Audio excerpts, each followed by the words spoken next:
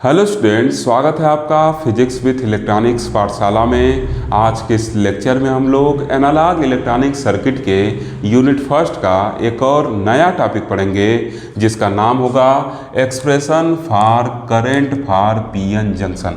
Okay, आज के इस लेक्चर में हम लोग देखेंगे कि पीएन जंक्शन डायोड के थ्रू जो करंट फ्लो करता है उसका क्या वैल्यू होगा, उसका क्या एक्सप्रेशन होगा। इतना चीज़ क्लियर। अब देखिए, इसी हेडिंग का एक और नाम लिखा गया है OR करके। क्या लिखे हैं? OR diode equation. ठीक, ये जो करंट का एक्सप्रेशन हम लोग को इक्वेशन के फॉर्म में मिलेगा, इसी को हम लोग डायोड इक्वेशन भी कहते हैं। ठीक, या हम लोग किसका एक्सप्रेशन निकालना है? करंट का एक्सप्रेशन निकालना है। ठीक, जो इक्वेशन मिल रहा है वो करंट के लिए मिल रहा है, इस वजह से इसको हम लोग डायोड करंट इक्वेशन भी कह सकते हैं। क्लियर, तीन नाम पता चल गया।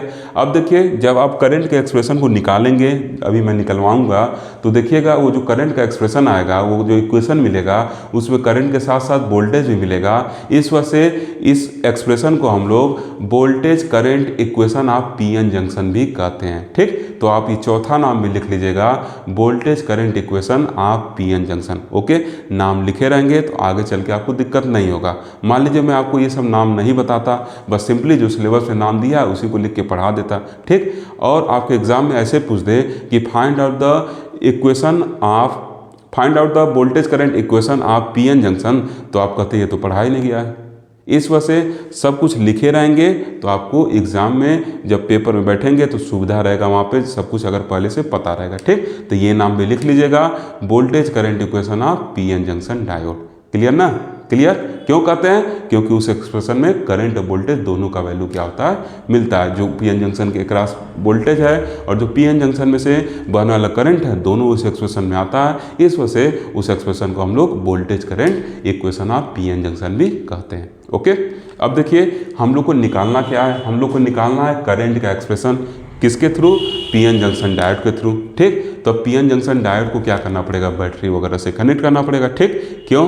क्योंकि पीएन जंक्शन डायोड जब नो बायस कंडीशन में रहता है तो उसमें किसी भी तरीके का करंट फ्लो नहीं करता है, और हमको करंट फ्लो कराना है। तो करंट फ्लो कराने के लिए पीएन जंक्शन डायोड की बायसिंग करनी पड़ेगी। बायसिंग करना मतलब क्या? बैटरी लगाना। ठीक, जब पीएन जंक्शन डायोड, आप सेकंड सेम में पढ़े हैं इस चीज़ को, नो बायस कंडीशन में रहता है तो उसमें क्या होता है? नो बायस कंडीशन में पीएन जंक्शन डायोड के थ्रू जो टोटल डिफ्यूजन करंट होता है वो क्या होता है? टोटल ड्रिफ्ट करंट के बराबर होता है, और दोनों एक दूसरे के अपोजिट डायरेक्शन में फ्लो करते हैं। इस वजह से दोनों के इफेक्ट आपस में कैंसिल होते हैं और उस दरमियान हम लोग को किसी भी तरीके का करंट नहीं मिलता। फिर से रिपीट करें, जब PN junction no bias condition में रहता है तो उसमें किसी भी तरीके का करंट नहीं मिलता, मतलब उसके थ्रू करंट हम लोग को नहीं मिलता है, क्योंकि उस कंडीशन में, नो बायस कंडीशन में, जो पीएन जंक्शन डायोड में डिफ्यूजन करंट होता है वो ड्रिफ्ट करंट के बराबर होता है और दोनों अपोजिटली डायरेक्टेड होते हैं। इस वजह से पूरा करंट जो होता है वो जीरो हो जाता है, मतलब ओवरऑल करंट जीरो हो जाता है। ठीक, एक मान लीजिए इधर जा रहा है, एक इधर जाता है, दोनों एक दूसरे के अपोजिट डायरेक्शन में होने की वजह से क्या होता है? जो नेट करंट होता है वो हम लोग को नो बायस में क्या होता है? जीरो मिलता है। ठीक, तो हमको तो करंट का एक्सप्रेशन निकालना है। इसका मतलब हम लोग को अपने पीएन जंक्शन डायोड को क्या करना पड़ेगा? बायसिंग कंडीशन में लाना पड़ेगा। ठीक, बायसिंग करना मतलब क्या? उसके थ्रू हम लोग को बैटरी को कनेक्ट करना पड़ेगा। ठीक, तो मान लीजिए ये हम लोग का पीएन जंक्शन डायोड है, ये पीएन जंक्शन डायोड है। ठीक, सबसे पहले क्या किए?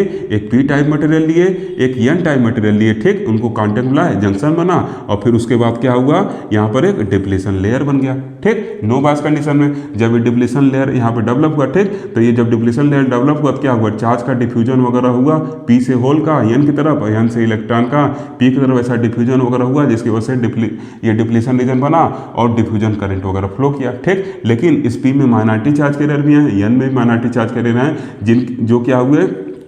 ये जो माइनॉरिटी चार्ज कैरियर थे ये क्या हो गए?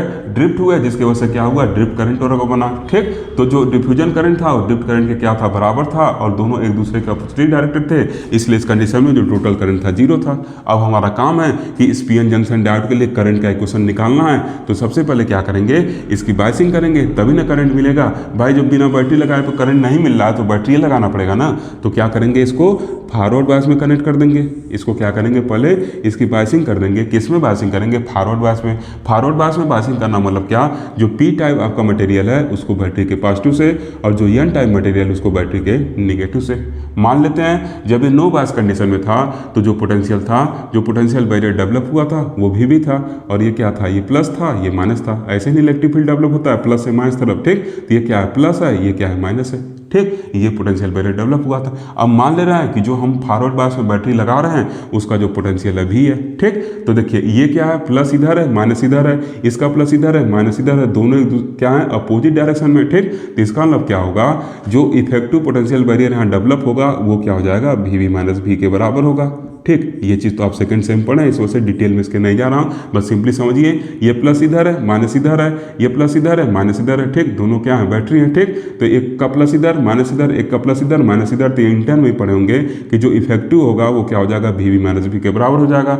अतः हम कह सकते हैं कि जब पीएन जंक्शन डायोड को फॉरवर्ड बायस करेंगे तो क्या होगा, जो डिप्लीशन रीजन है वो पतला होता जाता है।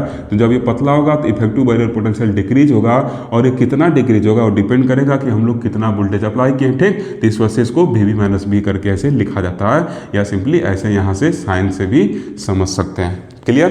तो मेरे कहने का मतलब क्या है, जब हम लोग पीएन जंक्शन डायोड को फॉरवर्ड बायस करेंगे तो क्या होगा, जो इफेक्टिव बैरियर पोटेंशियल होगा वो वी माइनस बी के क्या होगा, बराबर होगा। मतलब जो बैरियर पोटेंशियल वी था पहले वो क्या होगा, डिक्रीज होगा, और किस वैल्यू से डिक्रीज होगा, वो अप्लाइड किए गए जो पोटेंशियल है उस वैल्यू से क्या होगा, डिक्रीज होगा। इज इट क्लियर, क्लियर हुआ चीज। और जब ऐसा होगा तो क्या होगा, जो पी टाइप में होल है ये क्या है, बैटरी के पॉजिटिव टर्मिनल से जुड़े हैं, तो ये क्या है, पॉजिटिव, और होल भी पॉजिटिव नेचर का होता है। इसको क्या करेगा, रिपेल करेगा इधर, मतलब ये होल एन रीजन में क्या होंगे, डिफ्यूज होंगे, और ऐसे एन रीजन में इलेक्ट्रॉन बैठा रहेगा, बैटरी का निगेटिव है तो निगेटिव निगेटिव क्या करेगा, ऐसे डिफ्यूज करेगा। मतलब इधर क्या होगा, एन से इलेक्ट्रॉन इधर डिफ्यूज होंगे, और पी से होल क्या होंगे, एन साइड की तरफ क्या होंगे, डिफ्यूज होंगे। इनका डिफ्यूजन क्या होगा, स्टार्ट हो जाएगा। क्लियर, ये चीज़ क्लियर। अब देखिए अगर हम क्या करें, इसी पीएन जंक्शन डायोड को रिवर्स बायस में कनेक्ट करते हैं तब क्या होगा। अगर इसको रिवर्स बायस में कनेक्ट कर दिया जाए तो उस दरमियान क्या होगा, मान लीजिए रिवर्स बायस में कनेक्ट कर रहे हैं, तो रिवर्स बायस में कनेक्ट करने क्या होगा, ये जो पी है बैटरी के निगेटिव से, और ये जो एन है इसको क्या करेंगे, बैटरी के पॉजिटिव टर्मिनल से जोड़ेंगे। तो ये क्या हो गया, माइनस प्लस, ठीक। मान ले रहे हैं रिवर्स बायस जो वोल्टेज है वो क्या है, भी है, ठीक। तो अब देखिए ये क्या है, प्लस माइनस दोनों देखिए सेम डायरेक्शन में है। इसका मतलब जो इफेक्टिव बैरियर पोटेंशियल होगा वो क्या होगा, वी प्लस भी होगा। और इस दरमियान होता क्या, जब हम लोग रिवर्स बायस में कनेक्ट करते हैं तो क्या होता है, डिप्लीशन रीजन चौड़ा होते जाता है। ये जो ट्रांजिशन रीजन है ये क्या होगा, चौड़ा होते चला जाता है। तो जाहिर सी बात है जब चौड़ा हो रहा है तो ये क्या होगा, बैरियर पोटेंशियल बढ़ेगा। कितने वैल्यू से बढ़ेगा, वी प्लस बी वैल्यू से बढ़ेगा। कैसे हम ऐड किए, आप सिंपली ऐसे कई तरीका है समझने का भाई। ये क्या है, प्लस माइनस देखिए सेम डायरेक्शन में, तो ऐड कर दीजिए, ठीक। नहीं समझ में आता है, डिप्लीशन रीजन चले आइए। आपको पता है रिवर्स बायस में डिप्लीशन रीजन बढ़ेगा, कितना बढ़ेगा, ये बैरियर पोटेंशियल कितना बढ़ेगा, तो जितना हम बैटरी लगाएं उसी के बराबर बढ़ेगा ना।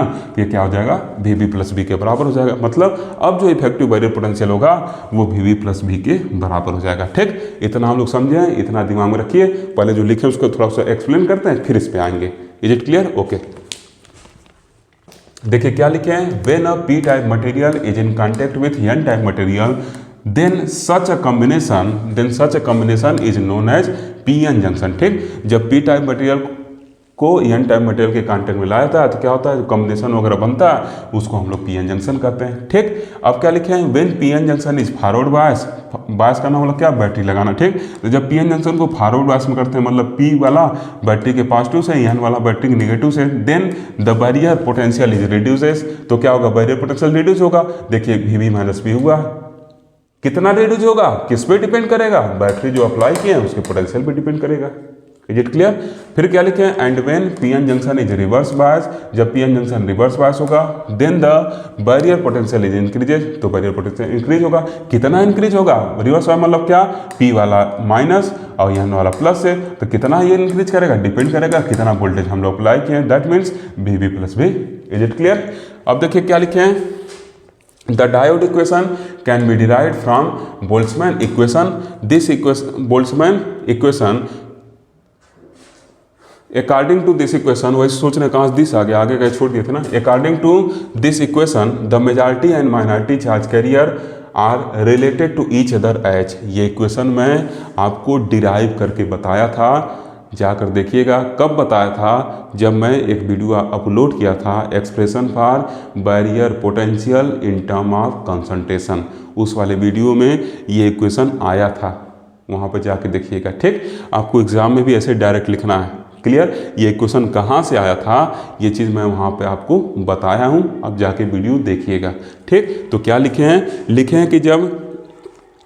लिखे हैं कि डायोड इक्वेशन को डिराइव करने के लिए हम लोग बोल्ट्जमैन इक्वेशन का सहारा ले रहे हैं। ठीक, और बोल्ट्जमैन इक्वेशन के अकॉर्डिंग क्या होगा, जो मेजॉरिटी और माइनॉरिटी चार्ज कैरियर होगा वो कुछ ऐसे रिलेटेड होते हैं। ठीक, वहाँ पे जब लिखे होंगे हम, तो ऐसे ये देखिए, पी मतलब क्या, होल, और नीचे पी लिखा गया मतलब पी टाइप के लिए बात किया जा रहा है। ठीक, और ये क्या, पी मतलब होल, और यहाँ एन लिखा गया मतलब एन टाइप के लिए बात किया जा रहा है। ठीक, तो होल पी टाइप में मेजॉरिटी है, होल एन टाइम में क्या है, माइनॉरिटी है। ठीक, इसी चीज़ को वहाँ कैसे लिखा था, वहाँ ऐसे लिखा था NaHP, और इधर क्या लिखा था, NaHP लिखा था। ठीक, और इधर क्या लिखा था, इसको जब हम लोग लिखे थे एन रीजन के लिए, तो ये क्या था आपका, वहाँ पर NCN, एक मिनट मैं इसको चेक करके आपको बताता हूँ। ठीक, नहीं तो आप कंफ्यूज होंगे, एक मिनट बस रुके रहिए। हाँ, यस, इसको क्या लिखा था, NaHN, इसको NaHN लिखा था ऐसे। ठीक, ये बताया था ना, NH मतलब number of hole in P type, और ये NaHN मतलब number of hole in N type. नीचे जो सफिक्स है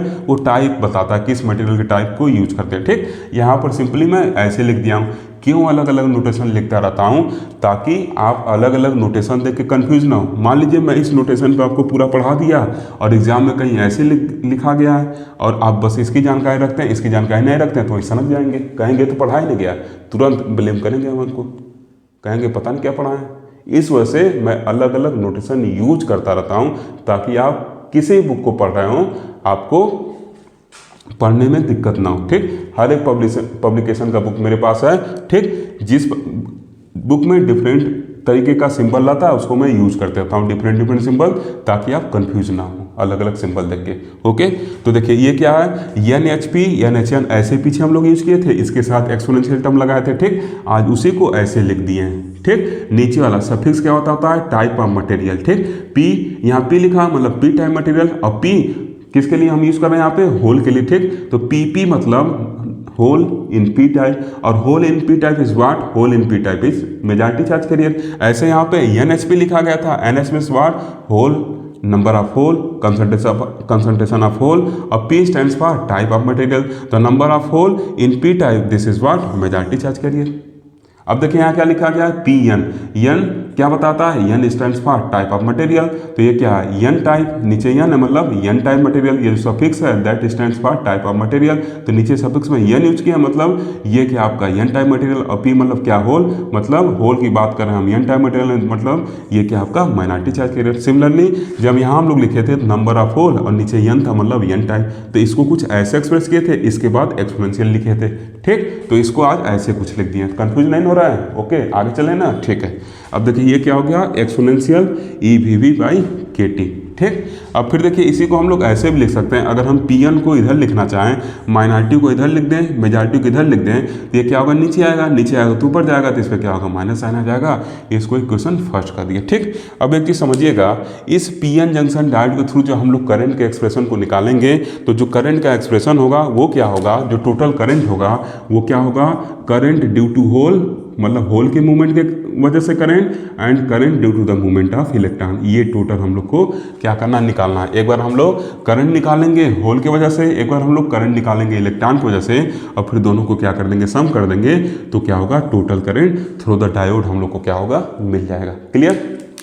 अब देखिए क्या लिखे हैं आगे, लिखे हैं कि where PP and PR are the concentration of hole in P type and N type semiconductor respectively. बता दिए हैं कि जो PP है वो क्या है, P टाइप में, और जो ये PN है ये N टाइप सेमीकंडक्टर में क्या है, होल का कंसंट्रेशन है, होल का संख्या है, होल का डेंसिटी है। Is it clear? अब देखिए फिर क्या लिखे हैं कि if PN junction is forward bias, अगर हम PN जंक्शन को फॉरवर्ड बायस कर दे रहे हैं, then minority charge in N region is increases by del PN से। अब हम कर दे रहे हैं कि PN जंक्शन को जब फॉरवर्ड बायस कर रहे हैं, तो मान लेना है कि जो माइनॉरिटी चार्ज कैरियर है वो क्या हो रहा है, डेल PN अमाउंट से इंक्रीज हो रहा है, ऐसा हम माने। आपको मन करे तो आप कुछ और भी मान सकते हैं। You are free. ओके, तो इसको से उसका है कि हम मान रहे हैं, हम अपने इच्छा से इसको मान रहे हैं। ठीक, कि जो चेंज इन माइनॉरिटी करियर है यन रीजन में वो क्या है, डेल पी एन है, जहाँ हम इसको फॉरवर्ड बायस कर रहे हैं। ठीक, इस चीज़ को समझिएगा। देखिए, जब हम फॉरवर्ड बायस करेंगे पी एन जंक्शन को, तो पी में क्या है, होल आपका जो है वो क्या है, मेजॉरिटी चार्ज कैरियर है। ठीक, पी में क्या है, होल जो है आपका वो क्या है, मेजॉरिटी चार्ज कैरियर है। ठीक, और एन में क्या है, आपके इलेक्ट्रॉन जो है वो क्या है, मेजॉरिटी चार्ज कैरियर है। अब जब हम इस पी टाइप को बैटरी के पास में जोड़े हैं, मतलब फॉरवर्ड बायस में किए हैं, तो होल डिफ्यूज होगा और ये किस में पहुंच जाएगा, इलेक्ट्रॉन वाले रीजन में पहुंच गया। ये क्या हो गया, होल जो था इलेक्ट्रॉन वाले रीजन का मतलब क्या, एन टाइप मटेरियल पहुंच गया। ठीक, तो ये जो होल है जो डिफ्यूज होकर पी टाइप से एन टाइप पहुंचा है, जब हम लोग इसको फॉरवर्ड बायस किए हैं, तो ये होल क्या कहलाएगा, यहाँ पर एन टाइप के लिए माइनॉरिटी चार्ज कैरियर का काम करेगा। ठीक, मान लें पहले जब हम लोग एन टाइप मटेरियल लिए थे तो उसमें क्या थे, कुछ होल थे, कुछ होल पहले से थे, तो उनको हम लोग क्या कर रहे हैं, पी एन कर रहे हैं। ठीक, पहले जब एन टाइप मटेरियल लेंगे तो उसमें ऑलरेडी क्या रहेंगे, नंबर ऑफ इलेक्ट्रॉन रहेंगे ज़्यादा मात्रा में, और कुछ होल रहेंगे, तो जो पहले होल थे उनको हम लोग पी एन कर दिए। ठीक, अब जब हम बैटरी लगाए हैं तो बैटरी लगाने से जो होल इसमें गए हैं एन टाइम में वो माइनॉरिटी चार्ज कैरियर होंगे और उनकी संख्या क्या होगी, इंक्रीज होगी, क्योंकि होल पी से एन में जा रहे हैं बैटरी लगाने के बाद। तो जो होल की संख्या इंक्रीज हुई है उसको हम क्या कर रहे हैं, डेल्टा पी एन कर दे रहे हैं। ठीक, बात समझ में आया। पहले से तो एन में कुछ होल रहे होंगे ना, क्योंकि जब हम एन टाइप मटेरियल होता है, एन टाइप मटेरियल होता है भाई, तो इसमें क्या होता है, इलेक्ट्रॉन मेजॉरिटी चार्ज कैरियर और कुछ होल भी होते हैं। ठीक, तो जो पहले से होल थे उनको क्या कहें, पी एन कहें, मतलब जो ऑलरेडी पहले से एन टाइप में मौजूद थे। अब हम बैटरी लगा के पी साइड से जो होल भेज रहे हैं एन साइड में, मतलब अब एन साइड में जो माइनॉरिटी चार्ज कैरियर इंक्रीज कर रहे हैं उसको हम लोग डेल्टा पी एन का दिए हैं। क्लियर। ऐसे ही आगे अभी देखिएगा, इलेक्ट्रॉन जब पी टाइप में आएगा तो माइनॉरिटी चार्ज कैरियर होगा, उसके लिए भी अभी आगे बात करेंगे। ठीक, अब अगर हमको पता चल रहा है कि कितने होल यहाँ से ऐसे गए, मतलब हमको ये डेल पी एन का वैल्यू पता चल रहा है, तो उसकी हेल्प से हम ये निकाल सकते हैं कि इस होल की वजह से कितना करंट बनेगा। बात समझ में आ रहा है, फिर से रिपीट कर रहे हैं। ये देखिए, पी एन जंक्शन डायोड में जब होल डिफ्यूज होकर गया तो क्या करेगा, करंट बनाएगा। डिफ्यूज होगा मतलब क्या, मोशन में था ना, डिफ्यूज होगा मतलब क्या, यहाँ से ऐसे मोशन करते उधर गया तो उसकी वजह से कुछ करंट बनेगा ना। ऐसे इलेक्ट्रॉन भी क्या होगा, डिफ्यूज होकर इधर आएगा तो उसकी वजह से कुछ करंट वगैरह बनेगा ना। ठीक, तो इनकी वजह से अगर हम करंट को निकाल ले जाएँ तो होल करंट और इलेक्ट्रॉन करंट पता चल जाएगा, और दोनों को आपस में सम कर देंगे तो क्या हो जाएगा, हम लोग को टोटल करंट मिल जाएगा। क्लियर ना। तो देखिए क्या लिखे हैं, लिखे हैं कि इन this case the above equation 1 becomes, लिखे हैं कि इस केस में क्या हो जाएगा, जो ऊपरा वाला इक्वेशन फर्स्ट है ना वो क्या हो जाएगा। अब देखिए पहले क्या था, पी एन था, जब एन टाइप मटेरियल यूज किए थे तो पी एन था, इनिशियली क्या था, पी एन था। ठीक, लेकिन अब जब हम बैटरी लगा के धक्का दिए हैं होल को तो डेल पी एन क्या हो गया, मान लेना उसमें बढ़ गया है, तो इसको क्या कर दिए, डेल पी एन। ये जो डेल पी एन है ये भी माइनॉरिटी चार्ज कैरियर है ना, क्योंकि होल क्या है, होल एन रीजन में माइनॉरिटी चार्ज का काम करेगा ना, तो ये क्या है, del P N. Is it clear. फिर देखिए आगे क्या लिखे हैं, 1 मिनट बार खुल जा रहा है। फिर देखिए आगे क्या लिखे हैं, अब ये पी महाराज रहेंगे, पी यहाँ पर रहेंगे। ठीक, अब ये क्या हो गया, एक्सपोनेंशियल, अब माइनस साइन लगा था और ई को एज इट इज लिख दिए। अब देखिए अब भी नहीं रहा, जब हम फॉरवर्ड बायस कहें तो ये जो नो बायस कंडीशन में बैरियर पोटेंशियल था, ये जो एक्सप्रेशन हम लोग निकाले थे भाई साहब याद करिए, ये नो बायस कंडीशन में निकाले थे, वहाँ पर बैटरी वगैरह का नाम नहीं लिए थे। लेकिन अब बैटरी लगा रहे हैं ना, तो जो बैरियर पोटेंशियल होगा वो क्या होगा, चेंज होगा, और कितना चेंज होगा डिपेंड करता है कि बैटरी का वोल्टेज क्या है, उसी को घटाएंगे तो अब वी माइनस भी हो जाएगा ना। ये क्या हो जाएगा, वी माइनस भी, और नीचे क्या है, के टी, नीचे के टी, इसको इक्वेशन 2 कर दिए। ठीक, देखते जाइए अभी आगे होता है क्या। ठीक, पहले इसको इरेज करते हैं और फिर क्या करेंगे, लिखेंगे फिर समझाएंगे। देखिए स्टूडेंट, लास्ट सेशन में हम लोग यहाँ तक कर लिए थे। ठीक, अब हम लोग को क्या करना है, डेल्टा पी एन का वैल्यू निकालना है। ठीक, मतलब कितना होल इधर डिफ्यूज होके गए एन रीजन में, जो एन रीजन के लिए क्या है, माइनॉरिटी चार्ज कैरियर काम कर रहे हैं, उनका नंबर हम लोग को निकालना है। उनका नंबर हम लोग को मिल जाएगा तो उसके वजह से क्या करंट होगा वो हम लोग को मिल जाएगा, तो हम लोग को होल करंट मिल जाएगा। ठीक, फिर हम लोग इलेक्ट्रॉन करंट निकाल लेंगे और दोनों को सम कर देंगे तो क्या होगा, टोटल करंट मिल जाएगा। बात समझ में आया? ये देखिए, ये हम लोग क्या निकाले थे, ये माइनॉरिटी चार्ज कैरियर था किसमें, एन रीजन में, ठीक। जब नो बायस कंडीशन में था तो ये कुछ मिल रहा था, ठीक। अब जब हम लोग इसको फॉरवर्ड बायस कर दिए हैं तो जो एन रीजन में माइनॉरिटी चार्ज कैरियर वो इंक्रीज होगा, क्योंकि होल यहाँ से इंजेक्ट होकर एन रीजन में जाएंगे, जो एन रीजन के लिए माइनॉरिटी चार्ज कैरियर काम करेंगे। तो क्या होगा, अब मान लेते हैं कि डेल पी एन नंबर क्या हुआ, उनका इंक्रीज हो गया एन रीजन में, तो अब टोटल कितना हो जाएगा एन रीजन में माइनॉरिटी चार्ज कैरियर, तो P N plus del P N के बराबर होगा। तो क्या किए, इधर P N plus del P N कर दिए, और ये कब हुआ, जब हम लोग क्या किए, इस वोल्टेज को वी बी माइनस भी किए। जब हम लोग वी बी माइनस भी किए तभी ना P N plus del P N के बराबर होगा। अरे भाई, ये पी एन से डेल पी एन और हो गया, पी एन में डेल पी एन और ऐड हो गया। कब ये ऐड हुआ, जब हम लोग इस वी बी को इससे क्या किए, इस पी एन जंक्शन को क्या किए, वी वोल्ट की बैटरी से फॉरवर्ड बायस कर दिए, मतलब अब जो बैरियर पोटेंशियल था उसको रिड्यूस कर दिए वी बी माइनस बी से, इस वजह से यहाँ पे वी बी माइनस बी लिख दिए हैं। क्लियर? अब हम लोग का काम क्या है, डेल पी एन को निकालना। डेल पी एन निकल जाएगा तो हम लोग को पता चल जाएगा कि फॉरवर्ड बायस के दौरान कितना होल इधर से इधर डिफ्यूज हुए हैं। तो इस डेल पी एन की वजह से हम लोग क्या करेंगे, करंट के वैल्यू को निकाल लेंगे, वही क्या हो जाएगा, होल करंट हो जाएगा, ठीक। तो अब देखिए क्या लिखे हैं, लिखे हैं कि नाउ सब्ट्रैक्टिंग इक्वेशन, ये क्या इक्वेशन गायब हो गया, ये तो बड़ा खतरनाक इक्वेशन है। हाँ देखिए, लिखे हैं now subtracting equation 1 from equation 2। अब जो ये 1 वाला इक्वेशन है, इसको इक्वेशन 2 में से क्या करेंगे, गायब कर देंगे। गायब करना मतलब घटाएंगे, सॉरी क्या करेंगे, घटाएंगे। तो क्या हो जाएगा, कामा वी गेट, क्या मिलेगा यहाँ से, तो देखिए ये क्या है, लेफ्ट हैंड साइड में से लेफ्ट हैंड साइड को घटाते हैं, तो लेफ्ट हैंड साइड में mister P N plus mister del P N है, और इधर क्या है, मिस्टर पी एन बस है। तो पी एन से क्या होगा, पी एन चला गया, डेल वाले पी एन बच गए, डेल पी एन बच गया, ठीक। अब इधर देखिए क्या है, इसको आप ऐसे लिख सकते हैं ना, ये जो एक्सपोनेंशियल वाला टर्म है इसको आप ऐसे भी लिख सकते हैं। देखिए ई एक्स पी, ठीक, ये एक्सपायरी नहीं है, ठीक ना। एक्सपोनेंशियल को ऐसे भी लिखा है, ऐसा मत समझिएगा कि एक्सपायरी है, इसका कोई भरोसा नहीं आप लोग का। एक्सपोनेंशियल को ऐसे भी लिख सकते हैं, ठीक, पीछे में बताया था, इंटू ई एक्स पी, और इधर क्या लिख सकते हैं, ई वी बाई के टी, ऐसे लिख सकते हैं। और साथ में इधर क्या लिख सकते हैं, पी पी, और इधर क्या लिख सकते हैं, P N plus del P N, ऐसे भी लिख सकते हैं ना। तो अब देखिए क्या होगा, जब घटाने चलेंगे तो लेफ्ट हैंड साइड में बस डेल पी एन बचेगा। अब फिर जब घटाएंगे देखिए क्या है, ये पूरा वैल्यू और ये पूरा वैल्यू क्या है, कॉमन है, तो इसको कॉमन लेके क्या किए हैं, लिख दिए हैं। और इसके साथ एक एक्स्ट्रा वैल्यू है, वो क्या है, exponential E V by K T. तो exponential E V by K T, और यहाँ से क्या है, ये तो पूरा कॉमन ले लिए, तो कितना बचा, 1n बचेगा, तो -1 बन गया इक्वेशन 3, ठीक। अब देखिए क्या लिखे हैं, अब हमको इस डेल पी एन की वजह से क्या करना है, करंट निकालना है, ठीक। तो मान ले रहे हैं कि लिखे हैं यहाँ पे कि if A is the area of cross section at the junction, मान ले रहे हैं कि जो जंक्शन बन रहा है उसका जो क्रॉस सेक्शनल एरिया है वो क्या है, ए है, ठीक। तब क्या लिखे हैं, then the current due to the hole can be written है, तो होल का जो करंट होगा वो del P N E A भी एच के क्या होगा, बराबर होगा, ठीक। इसको ऐसे समझिएगा, जो करंट डेंसिटी होता है वो क्या होता है, I by A, current density equal to I by A, पीछे एक बार बता भी चुके हैं जब कंडक्टिविटी पढ़ा रहे थे। तो J equal to I by ए होगा, तो आई इक्वल टू जे इंटू ए होता है, और जे इक्वल टू क्या होता है, नंबर, एन क्या है, ये सिंपली ऐसे लिखे हैं, एन यहाँ पे क्या है, नंबर, ठीक। आप इलेक्ट्रॉन के लिए ऐसे याद करिए, वहाँ पे ऐसे लिखे थे, ठीक। जे इक्वल टू क्या होगा, कंसंट्रेशन, चाहे होल का चाहे इलेक्ट्रॉन का,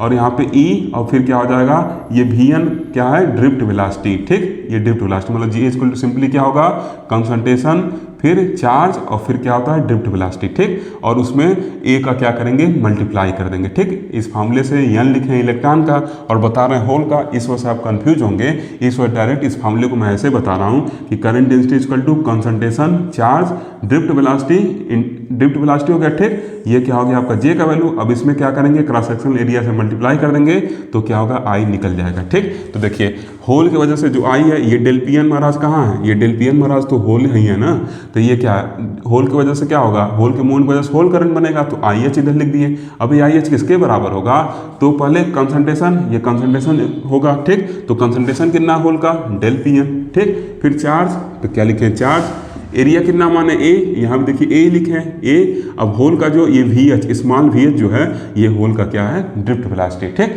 तो इसको क्या कर दिए, वी एच लिख दिए। इज इट क्लियर, ये क्या है इसका ड्रिफ्ट वेलोसिटी, इसको क्या किए, वी एच मतलब इस वेलोसिटी से क्या कर रहा है, वो ड्रिफ्ट हो रहा है। Is it clear. अब देखिए फिर क्या लिखे हैं, using equation 3 in above equation comma we get. अब क्या कर रहा है, इक्वेशन 3 को सिंपली ऐसे समझिए ना कि होल इस वेलोसिटी से क्या कर रहा है, मूव कर रहा है। ठीक, कोई कंफ्यूजन बात नहीं है, सिंपली होल इस वेलोसिटी जिस वेलोसिटी से मूव कर रहा है उसको क्या किए, वी एच दिखाएं। बहुत ज़्यादा सोचने की जरूरत नहीं है, बहुत ज़्यादा अगर अपना दिमाग इसमें लगाएंगे फिजिक्स में तो कभी भी फिजिक्स समझ में नहीं आने वाला है। बस इतना ही दिमाग लगाइए समझने के लिए कि आप निगेटिव ना होते चले, मतलब एकदम डिप्रेशन में ना जाए। बस इतना दिमाग लगाइए चीज़ों को समझ सकें। पहले भी आपसे कहे थे कि फिजिक्स पढ़ने के लिए आईक्यू नहीं ईक्यू लगाइए, इमोशनली स्ट्रांग बनिए, तभी फिजिक्स को आप पढ़ सकते हैं। आईक्यू लगाएंगे तो फिजिक्स कभी भी नहीं पढ़ पाएंगे। तो बहुत ज़्यादा इधर उधर सोचने की जरूरत नहीं है, ऐसा सोचिए जिससे आपको समझ में आए, ऐसा ना सोचिए जिससे जो समझे हुए हैं वो भी डूब जाए। क्लियर, सिंपली ये क्या है, v मतलब वेलोसिटी, यस यहाँ लिखे मतलब ये सिंपली सोचिए कि होल का क्या है, वेलोसिटी वगैरह जिससे क्या कर रहा है, मूव कर रहा है, काम खत्म।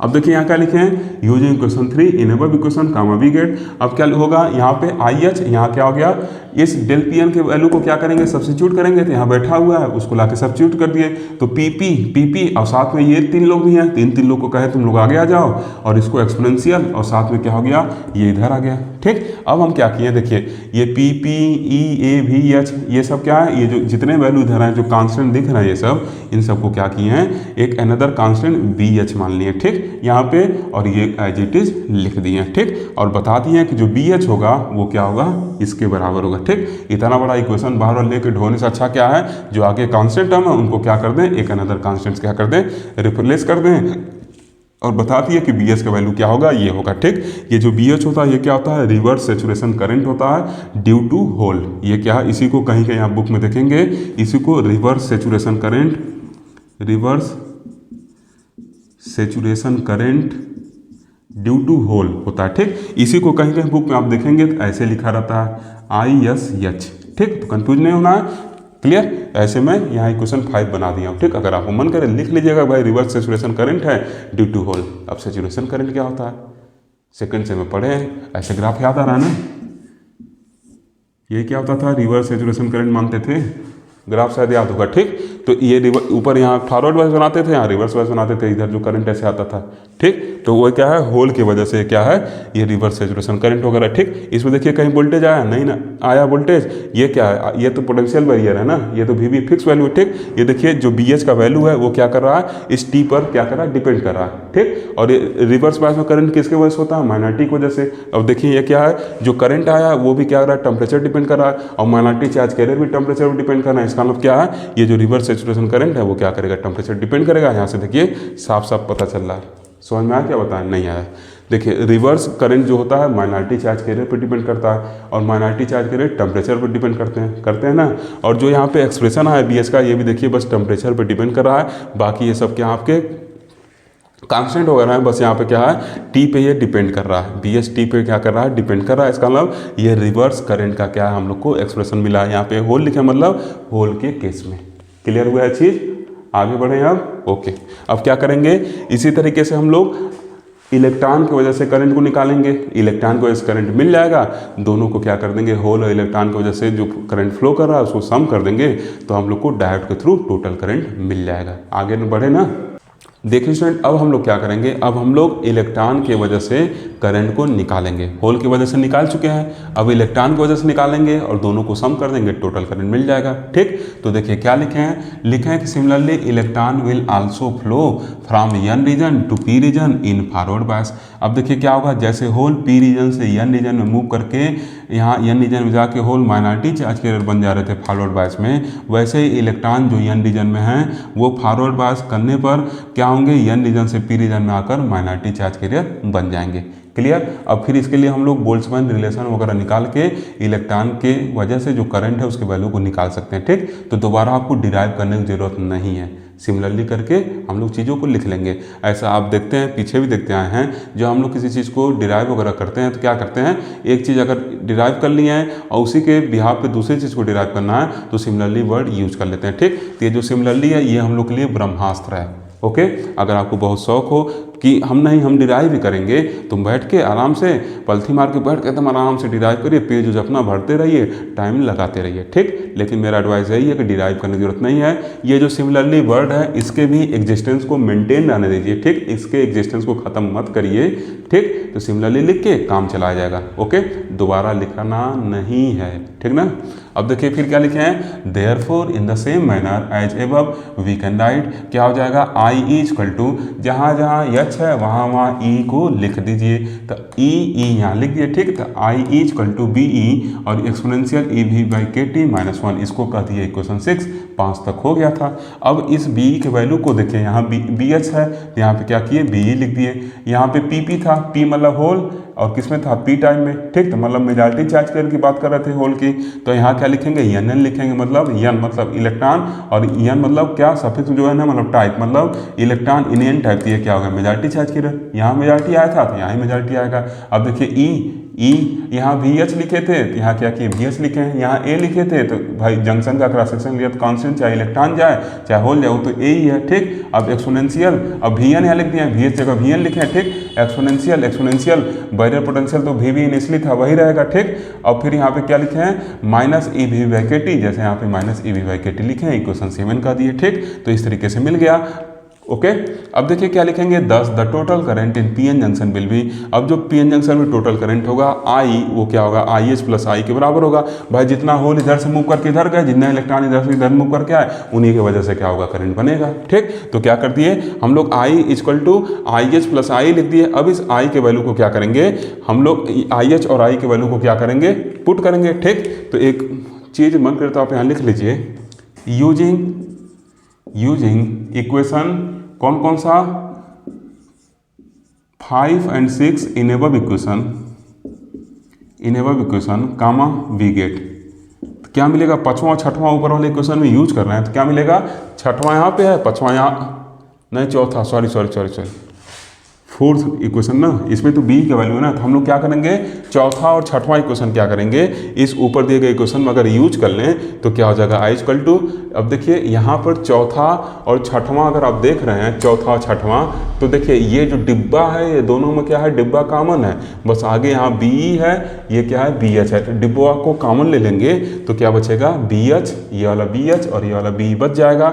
और इसी बी एच और बी को अगर हम ऐड कर दें तो उसी को आई नाट लिखते हैं, ठीक। इसी को आई नाट, किसी बुक में इसी को आई एस लिखा जाता है, ठीक। ये आई नाट आई एस क्या है, रिवर्स सेचुरेशन करंट है due to electron and hole both, ठीक। ये क्या है, ये भी जो एक्सप्रेशन है ये सेचुरेशन करंट का एक्सप्रेशन है, इसको भी आप ऐसे आई एस एन लिख सकते हैं, मतलब reverse saturation current due to electron. Saturation current, reverse saturation current होता क्या, ऐसे आप पढ़े होंगे, ये रिवर्स सेचुरेशन करंट ऐसे ग्राफ जाता था, याद आ रहा है, इसको हम लोग क्या कहते थे, ये जो वैल्यू था ये क्या था, रिवर्स सेचुरेशन करंट वगैरह होता था, क्लियर है ना। ये क्या होता था आपका, ये रिवर्स सेचुरेशन करंट वैल्यू, ठीक। जैसे टेम्परेचर बढ़ाते थे ये करंट का वैल्यू क्या होता था, बढ़ते हुए चल जाता था, ऐसे बढ़ते हुए चल जाता था, शायद आपको याद होगा, ओके। तो वही है, अब क्या किए हैं, अब जब हम इसको क्या कर दिए, बी एच प्लस बी को क्या करिए, आई नॉट लिखे हैं, आपको मन करे तो इसको आई एस लिख लीजिए, ठीक। अब बाकी इसको एज इट इज लिख दिए हैं। यही हम लोग का क्या है,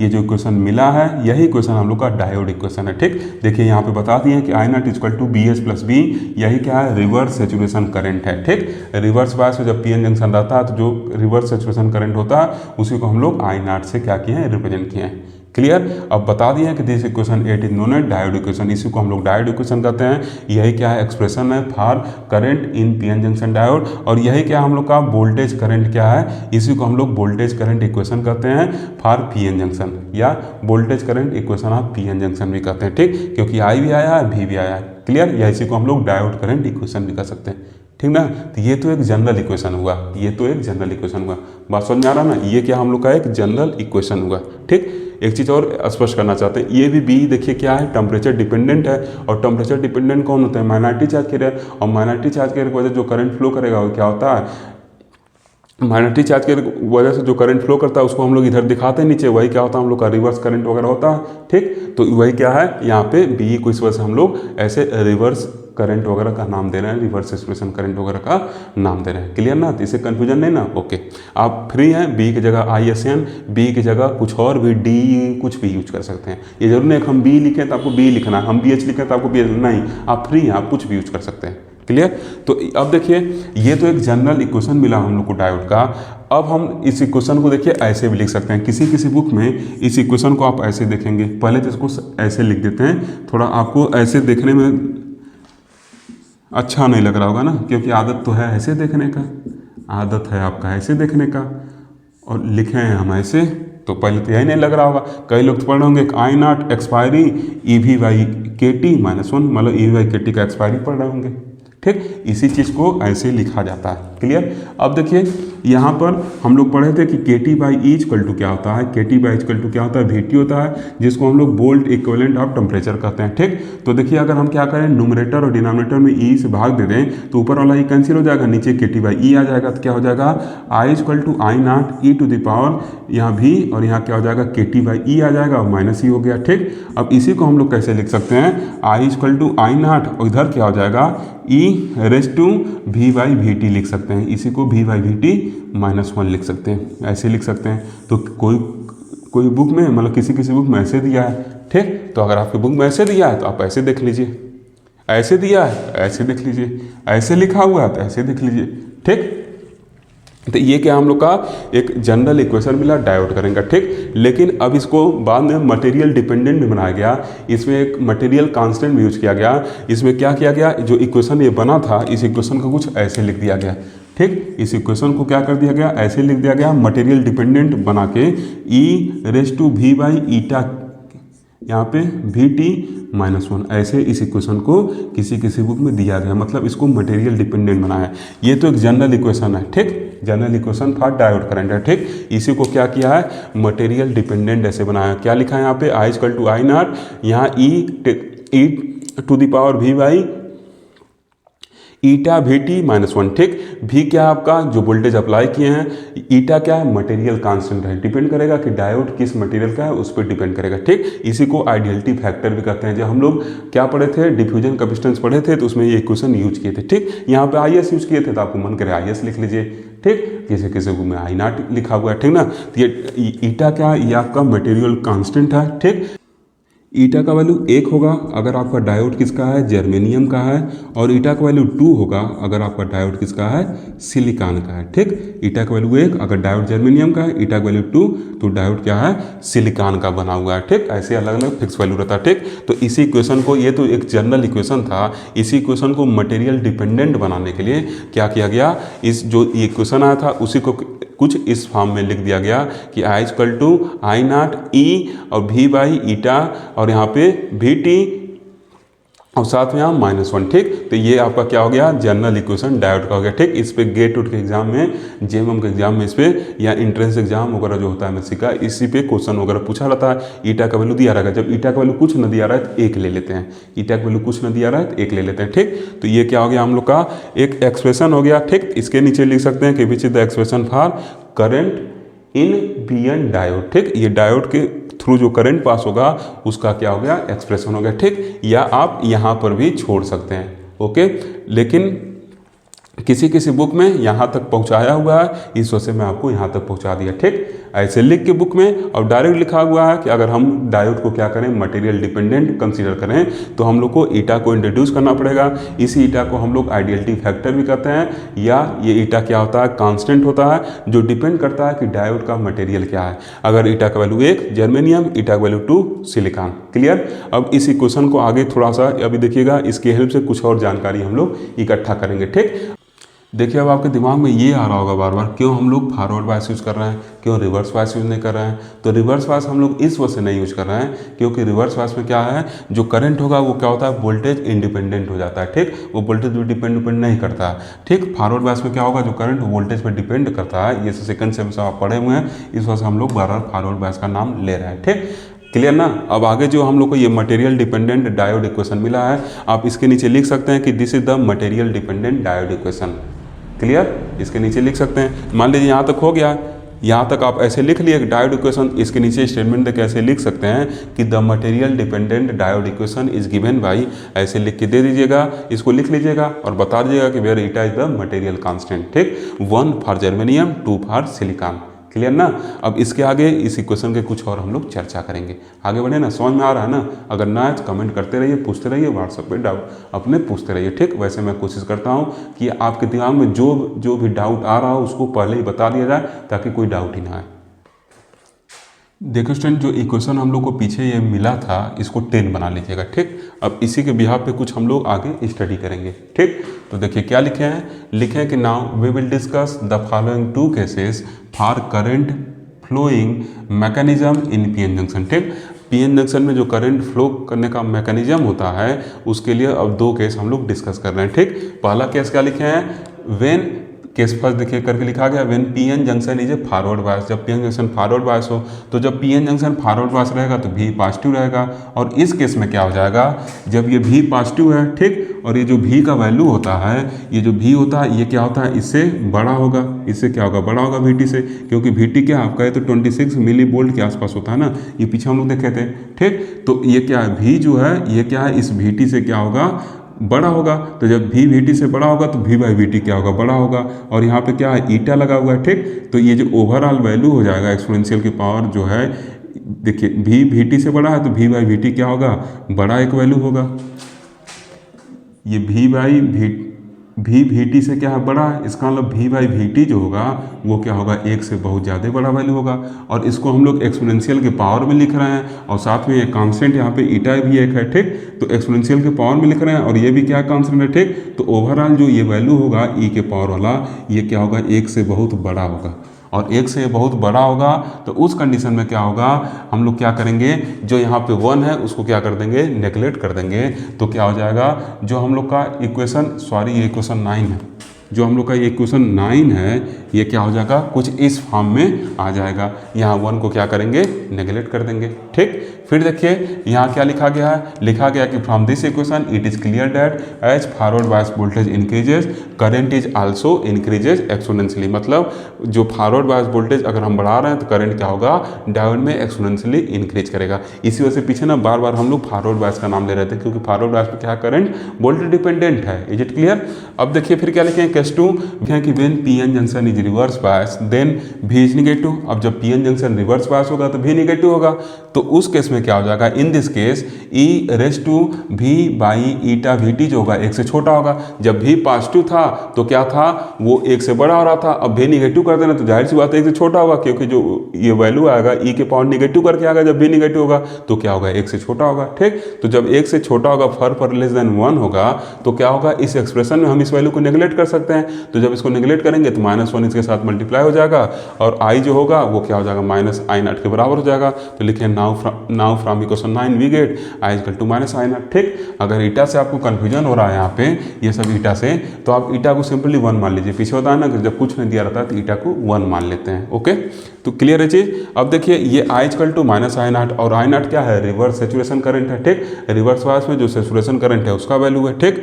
ये जो ऐसे ग्राफ आता है ना, ऐसे पीछे पढ़े हैं ना, ऐसे क्या आती है, ये सेचुरेशन करंट का वैल्यू है जो ऐसे जा रहा है, ठीक। तो ये जो वैल्यू है ये क्या आता है, करंट एक्सिस होता है, ये करंट एक्सिस होता है, इधर क्या होता है, वोल्टेज एक्सिस होता है, ठीक। रिवर्स बायस को इधर हम लोग देखते हैं। तो ये क्या है, करंट का, रिवर्स करंट का क्या है, सैचुरेटेड वैल्यू है, ठीक।